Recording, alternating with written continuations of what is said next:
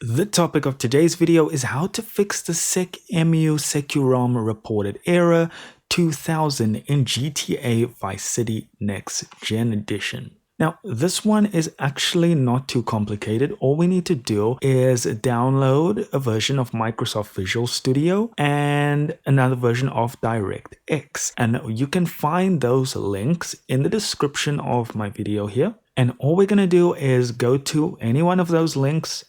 And for the Visual C++, we need to install both the x86 and x64 versions. So just make sure you do that.